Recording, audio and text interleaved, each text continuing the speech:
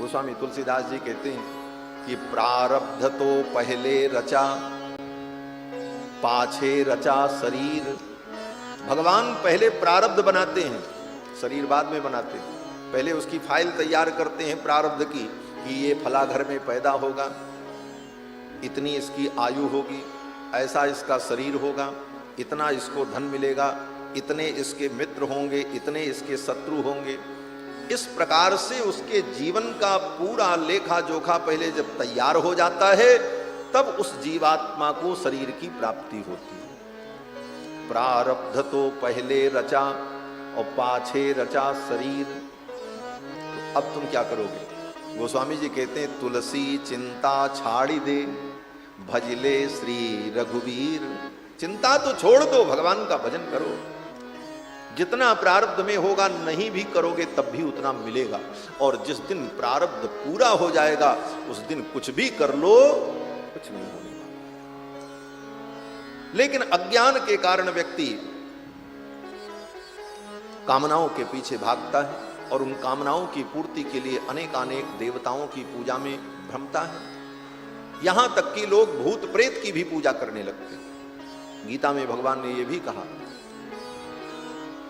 कि जो देवताओं की आराधना करेंगे वो मरने के बाद उन्हीं देवताओं के पास चले जाएंगे। भूत प्रेत की आराधना करने वाले उन्हीं भूत प्रेतों के पास चले जाएंगे, भूत प्रेत बन जाएंगे। भगवान ने कहा, अर्जुन ने कहा, महाराज आपकी जो आराधना करे वो, भगवान ने कहा जो मेरी आराधना करेंगे वो मुझको प्राप्त हो जाएंगे। मद भक्ता यान्ति माम अपि, जो मेरे भक्त होंगे वो मुझको प्राप्त कर लेंगे, और जो भूत प्रेत और अनेकानेक तथाकथित देवी देवताओं के चक्कर में पड़ेंगे वो भटक करके उसी में चले जाएंगे। तो कामनाएं व्यक्ति को सबसे पहले अज्ञानी बनाती हैं, उसके ज्ञान का हरण कर लेती हैं। कामैस्तैर्तैर्हृत ज्ञाना प्रपद्यन्ते अन्य देवता। और कामनाओं के कारण जब अज्ञान हो जाता है तभी व्यक्ति इधर उधर भटकता है। आज आप लोग सुनते हो कभी पेपर में, कभी पत्रिका में, कभी समाचार में कि फला बाबा ने, फला तांत्रिक ने इस प्रकार से ठग लिया, इतना ले लिया, इतना लूट लिया, बच्चे की हत्या करके बलि चढ़ाई, ये किया वो किया। ये सब क्यों होता है? क्योंकि वे दुष्ट लोग जानते हैं कि सामने वाला व्यक्ति अपनी इच्छा की पूर्ति चाह रहा है और ये मूर्ख है, इसको मूर्ख बनाया जा सकता है। तभी ऐसे लोग व्यक्ति को मूर्ख बना करके उसका शोषण करते हैं और धर्म के नाम पर उसे ठगते हैं। और जो सच्चे साधु संत महात्मा ज्ञानी हैं वो बदनाम होते हैं, उनकी अपकीर्ति होती है। कारण कौन? कारण हमारा अज्ञान है। सुखदेव जी कहते हैं, हे राजन,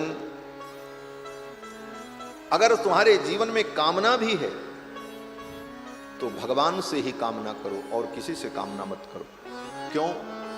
बोले भगवान अगर उचित समझेंगे तो तुम्हारी कामना को पूरी कर देंगे, अगर वो उचित नहीं समझेंगे तो तुम्हारी कामना को नहीं पूरी करेंगे।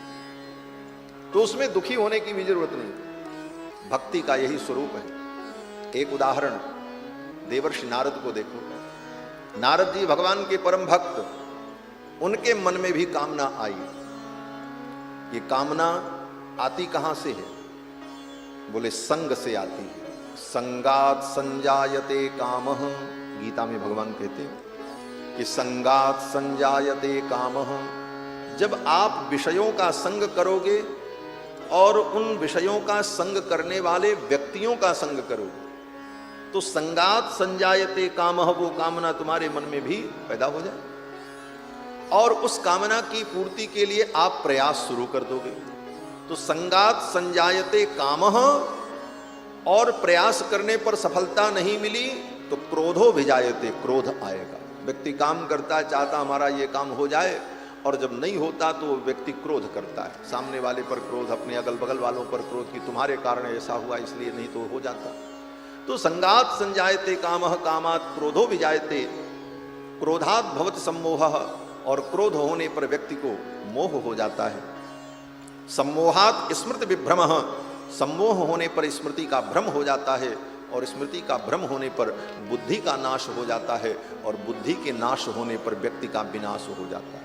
ये क्रम है। संगात संजायते कामः, कामात् क्रोधो विजायते, क्रोधात् भवति सम्मोहः, सम्मोहात् स्मृति विभ्रमः, स्मृत भंशात बुद्धिनाशो बुद्धिनाशात प्रणश्यति, ये क्रम है विनाश का। तो कामना जीवन में उत्पन्न हो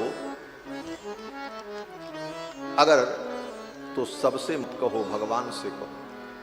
भगवान अगर उचित समझेंगे तो वो देंगे, और अनुचित समझेंगे तो वो नहीं देंगे, तुम्हें बचा लेंगे। और इसका उदाहरण देवर्षि नारद राजा के यहां पहुंचे, शील निधि राजा के यहां। उसकी बेटी का हाथ देखा, जो ही बेटी के हाथ को छुआ माया व्याप्त हो गई, और नारद जी के मन में होने लगा कि इसी से मेरा ब्याह हो जाता तो कितना अच्छा होता। लेकिन नारद जी ने अपनी इस कामना को किसी ऐरे गहरे नत्थु खैरे से नहीं कहा, सीधे जाकर के भगवान से कहा, हे प्रभु आप मेरे हितैषी हो, हमारे मन में ये कामना हुई है, हम दूसरे से नहीं कह रहे हैं, आपसे कह रहे हैं। जेहि विधि नाथ होए हित मोरा, करहु सुबेग दास मैं तोरा। मैं आपका दास हूं, अगर मेरा हित हो तो आप कर देना, अगर मेरा हित इसमें न हो तो मत करना। नारद जी ने भगवान से कहा, तो भगवान ने भी उत्तर क्या दिया? भगवान ने यही उत्तर दिया कि जेहि विधि हुई है परम हित, नारद सुनो तुम्हार, सो हम करब न आन कछु, मृषान बचन हमार। भगवान ने कहा कि जेहि विधि हुई है परम हित।